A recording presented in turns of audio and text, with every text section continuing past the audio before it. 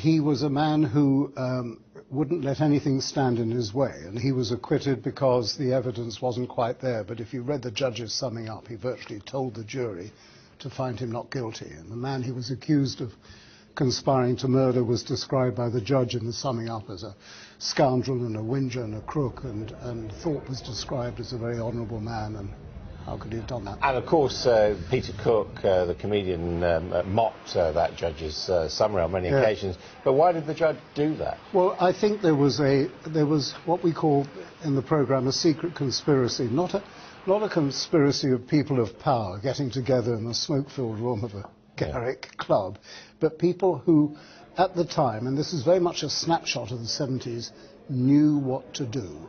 Right?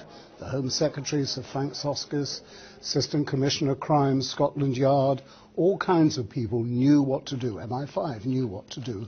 And the file on Jeremy Thorpe was simply taken out of the registry at Scotland Yard and put into the Commissioner's safe. But of course, at root, this was about covering up something which these days will be accepted, that Thorpe, who was married twice, had a homosexual relationship as well. Absolutely, absolutely. But it was a crime at the time. And when Norman Scott went to see the police in Chelsea and saw Detective Inspector Bob Huntley and said, look, this is what's been going on, Huntley didn't even bother to investigate the allegation because, as he said to me in the interview, he said, who was going to believe the word of a stable boy against Jeremy Thorpe?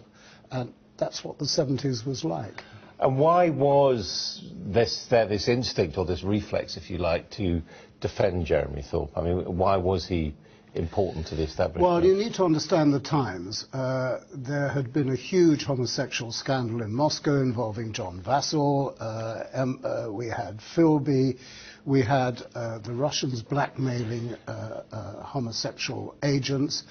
And the government of the day simply didn't want to take a chance on yet another scandal, especially one involving homosexuality. So everybody just knew what to do. They never got together, they just knew individually how they should handle it. But was Jeremy Thorpe himself, in your view, did he actually say to someone, it would be a good idea if you got rid of this person? Well, what happened was, a man I met in the park while walking the dog, he was the man who was ordered to kill Norman Scott. Now, he was called, a small-time South London villain, he was called to a meeting in the Ritz at Shepherd's Bush, a little Italian restaurant, where he met, as he describes it, Jeremy Thorpe's agent.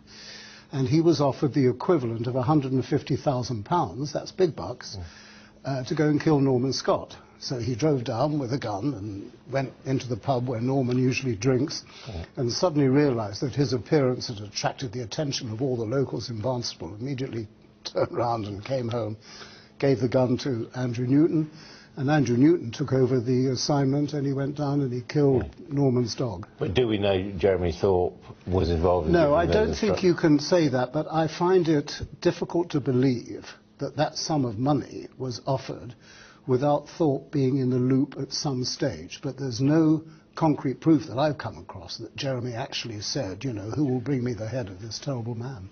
Tom Mangle, thank you very much indeed. That programme on Friday or Saturday? Radio 4. Radio 4, thank you.